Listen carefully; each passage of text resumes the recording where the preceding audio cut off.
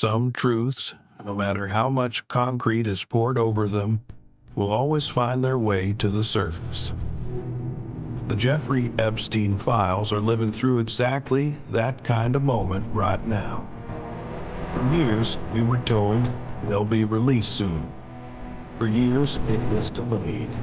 For years, people talked about the powerful hands working behind the scenes to keep these documents buried. And now, the files are sitting on the table. Text messages, video recordings, sworn testimonies, all of it right there. And the picture that's emerging is far darker than most people expected. Nothing I'm about to tell you is something I made up.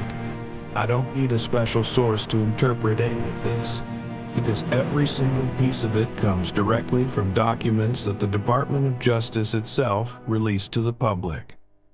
The real question is this: why has so little been said about these documents until now? And, more importantly, what are we still not seeing? Let's start with what the Department of Justice actually released. A 2-hour video. Steve Bannon sitting directly across from Jeffrey Epstein.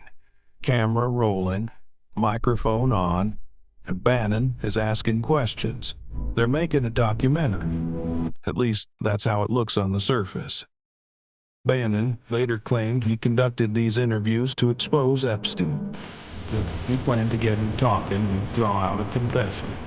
That might have sounded reasonable to some people, but when you actually watch that video, you see a completely different picture. Bannon asks Epstein about his time in prison back in 2008. What was it like inside a 6x9 cell? Did you feel regret? Did you question your life? Epstein responds calmly, coldly, and with complete composure. He says nobody in there talked to him about his crimes. Everyone only ever mentioned his wealth. He was there because of his money, he implies, because if it weren't for that, nobody would have dared put him there at all. And what does Bannon do? He nods. He moves on. He never once corners Epstein. Never asks what he did to children, who his victims were, how he built his network. Not once. Not in 2 hours. The man sitting beside Epstein for 2 full hours behaves as though he's interviewing an ordinary businessman. Calling this an attempt to expose someone is simply not possible. This looks far more like an effort to rehabilitate someone's image.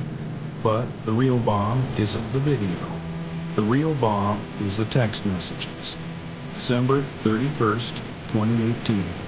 New Year's Eve. Steve Bannon is texting Jeffrey Epstein.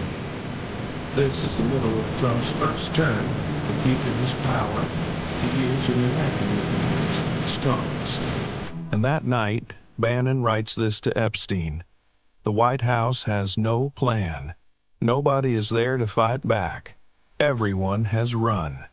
And then comes a sentence that carries enormous political weight. I think it's way beyond borderline. 25th Amendment. The 25th Amendment. The constitutional mechanism designed to remove a sitting president from office.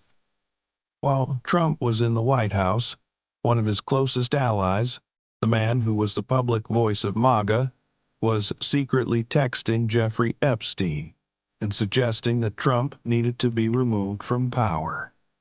The full context of this message is still being debated. Who exactly it refers to, what precisely was meant, there are still unclear points. But one thing is certain. Bannon wrote this to Epstein, and now this message is sitting in front of everyone.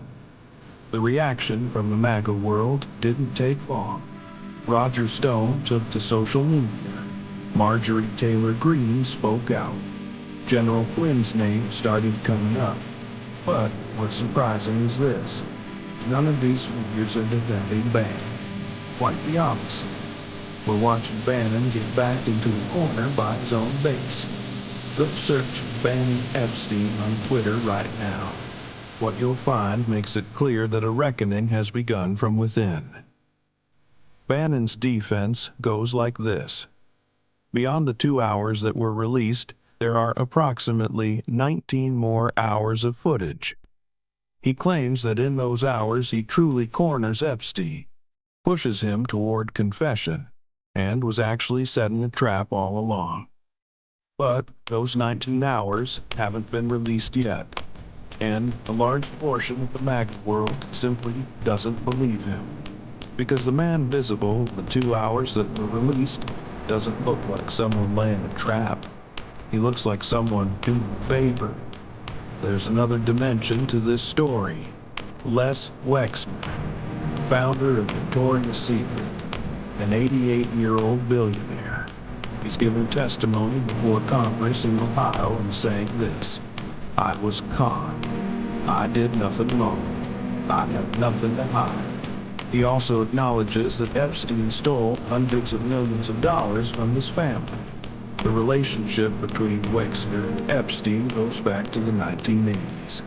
Epstein was recommended to Wexner through wealthy circles and began managing his personal finances.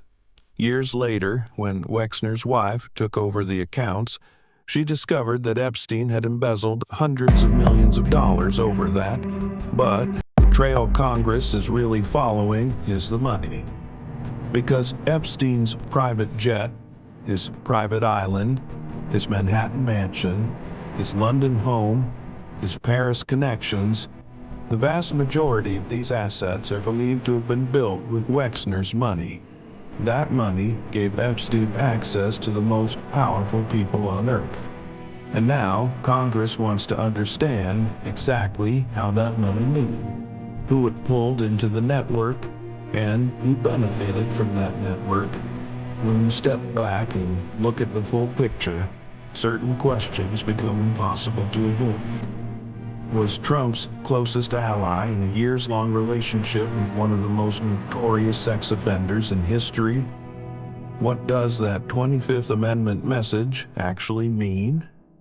What's in those 19 unreleased hours? Are their names still unmentioned who were part of Epstein's network? And, most importantly, have these files truly been fully released, or is there still far more that we haven't seen? The Epstein Files are not the story of a single scandal. With every new document comes a new name, a new connection, a new question. These files are not closed.